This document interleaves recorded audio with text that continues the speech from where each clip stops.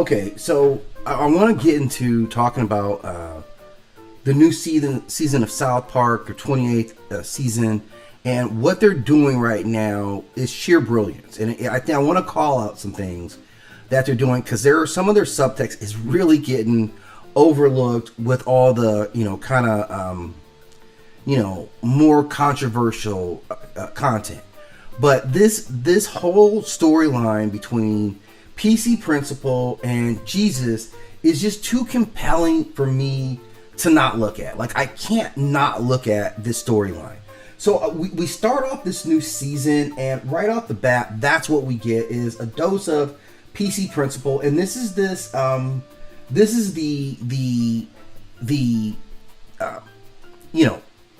announcement that they're having. This is the assembly that they're having, and immediately PC Principle gets right into it, saying exactly what they are, how he's going to run it, and this is PC Principle who went from being he was a PC bro, and now he's kind of evolved. So even within that hierarchy, that character, we're seeing some evolution on this character and some things that we don't like, and we see him giving this rules-driven kind of manifesto. He's obsessed with correctness. He tells people right off the bat that this has been a liberal leftist school, and he's checking it. He's coming in with that same attitude when they were just really down, right? And then for him to do this, and the way he goes about it, it's very definitive.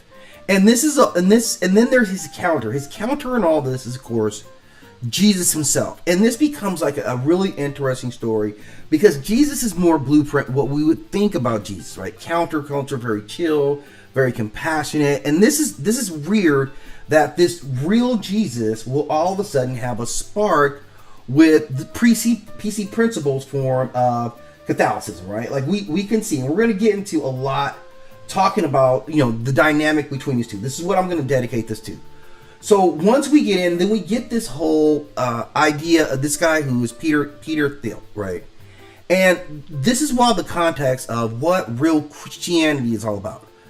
PC Principle clearly believes that Christianity is about control, it's about discipline, it's about correctness, and it's about community optics. Whereas Jesus is like Christianity is about love, forgiveness, and actually caring about people. That's the story. It's not a joke. It's not a throwaway bit. This is something where Trey and Matt are stepping into one of the oldest theological debates in history. Is religion about rules or is it about transformation? And that's what these two wings of it start to represent. Yeah. Is it about power or is it about humility? Is God the judge or is God the healer? So we're seeing a super intelligent conversation that's taking place with these two characters here, right? We're lucky to kind of get it from this standpoint because this is what I'm kind of catching scene where it's just kind of these two guys together, and you can see, this kind of dynamic. You can see the pose where, we understand who Jesus is and what he's going through. So we see two polar identities, and the reason why they're doing this right now, before we get into the nitty and the gritty of this story, is, America seems to have lost its Christian way, right? And there are competing voices for who is that dominant voice. And some of those voices come from a pretty far right. In some ways, it's showing that Jesus would not agree with most of what Christians do. What Christian lifestyle would be alien to them. And Christians themselves, at least American Christians, would not embrace Jesus. This is kind of one of the parallels, that they might revere him as a false prophet because of what we know about his past, the words that he actually spoke. And then we see them in their new form of Christianity still be able to go after immigrants, to directly go after things that Jesus says, but still call yourself a Christian. So there is definitively a split, and it appears to be at the highest level. At the arc of the faith, it seems like there's a split in what would have Jesus done. That used to be their catchphrase. Bam! Jesus do. But I think now if you change that, then all of a sudden what would Jesus do wouldn't fit with what they're doing in a lot of ways. So I want to break this episode down. I want to really get into it because I think it's a lot of meat on this bone here in how they're telling the story, like what they're doing with the story, a lot of stuff, right? So first we do get into this new authoritarian kind of rule at the school. That's the first thing that he sees. And then he literally says the highest authority is this Peter Lil guy. That's what he says. So he brings him out And he has a whole chant about the Antichrist. Like, he knows who the Antichrist is, and he spent his life pursuing the Antichrist. So this is clearly something that is them taking the authority over even Jesus. Jesus is there at the school. This is who they bring out, right? And you can see, like, this is directly to children. This is this message here directly about, this guy here preaching about the Antichrist to children, right? This is the message that they're giving. Okay. And then as we get a little further into it, right, of course, there's some Trump stuff. And then this is where Jesus and PC Principal kind of started to talk about, I want to give him that two-shot. This is the first time that these guys are kind of talking about what their differences are. That Jesus is the first time that Jesus is kind of saying, hey, you know what? There's some stuff here that I don't like. This is basically the dialogue between the two of them. And PC Principal welcomes him out. He says, look, you got to come out with this. You're going to be more comfortable once you see how everything actually is, right? So they're identifying that there are some differences between their two ideologies. So that's something that we get early on. And it's all good at this point. And you can see how they cast PC Principal, the imagery. He's got, of course, the flag behind him. And I'm sure we'll see other stuff hidden in the artwork. But that's what taking, like, this firm eye to it really does. And that's what we're doing, right? So after this, he's like, hey, come out with us. He has I'll free with truce. He's just thinking about it. And we can see he's still got Jesus. He is risen. So all this symbolism around him, right, with the American flag, the eagle. So this kind of tells you the symbolism of how they see the faith, right? He's showing it to you with what he's got kind of geared around it, right? In this PC Principal, we know this guy. Where's his heart on his sleeve, right? That's what we say about this cat, right?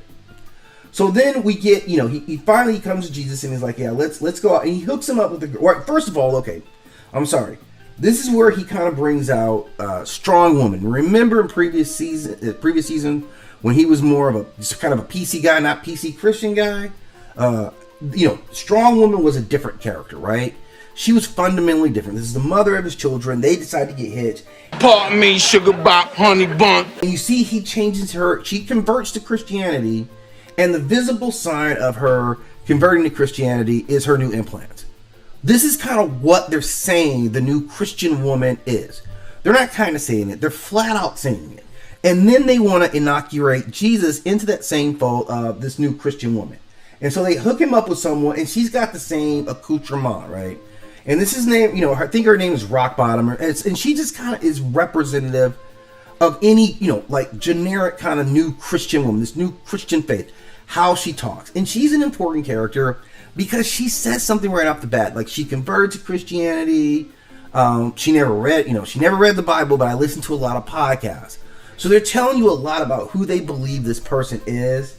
And you can kind of see, it's just like the big boobs, but the cross right in between the big boobs, all the makeup, that's the new Christian woman. So you can see Jesus is kind of looking down at him, right? This is Jesus, and he's still like, but he obviously can't really embrace this, right? So we see Jesus kind of really struggle with it, and he goes and this is where Jesus mentally is, seeing all this, trying to reconcile this new form of Christian faith with what what he really actually represents, right? So that's the important thing that we're getting out of Jesus, right? Is what's really in his faith. And seeing him kind of visibly distressed about it, right? That's a lot. Okay. Then obviously we get back to this scene where Peter Thiel is a big part of this. And now him visually storming through the schools. Again, South Park Elementary just kind of represents American schools, right? They're just regular kids. So you see him kind of storming through the hallways, and that's not by accident, right? That's not by accident. And now he's in the student council meeting. And this is another Jesus PC Principal Peter Thiel moment where he's talking about getting access to everyone's files, to what they need to do to stop the Antichrist. This teacher kind of speaks out about it, and you see the response, right? Like, okay, first of all, let's take a side view of strong woman now, right? Fully racked up. Hell yeah. This is her lips are done. This is not the strong woman that we remember, right? She's still assistant principal, okay? But then you see what's going on, where PC Principal is up physically, again, his cross is prominent, right?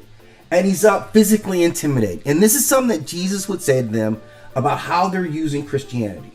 So these guys later in a sidebar are looking at how can they get more information on people and this whole system. Okay, now this is something I really want to talk about. This part right here, right, where they're literally showing surveillance cameras everywhere around the school, right? Everywhere around the school.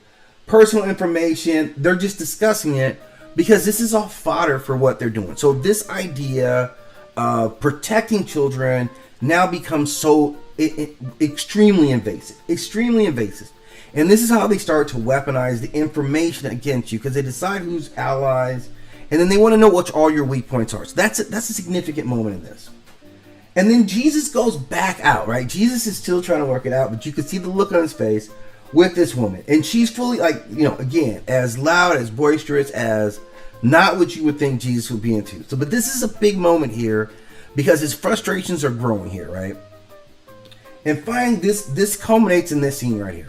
And this is the craziest scene in the entire series because the two representatives of Christianity, the new model, which is PC principle, their representation, versus Jesus, the old school, the originator. And these two guys are going to get into it, right? And you can imagine who's going to win this fight, right? Who do you think wins this fight? It wasn't Jesus. This is perfect here. Jesus takes that L. Oh, I kicked the shit out of him, man. And PC principle is flexed all in. He represents this new brand of Christianity. So this is kind of what we're seeing, this arc and this conflict. And they're visually fighting it out. But interestingly enough, like Jesus ultimately, after kind of mustering himself back up, comes up and gets the woman. Oh, yeah. And he takes her with him. And I'm not even sure myself what I think that means, right? But we're seeing, like, they're telling us, they're having a theological discussion live and direct as almost a subtext, right? We're paying attention to Trump up here. We're not paying attention to what they're saying at this level. And there's probably 3 or 4 really good storylines that are going on these that I'm going to try to shed some light on. This is the first one I want to talk about. Give me your thoughts on it and what you think about the season in total and what angles you want me to take on this going forward.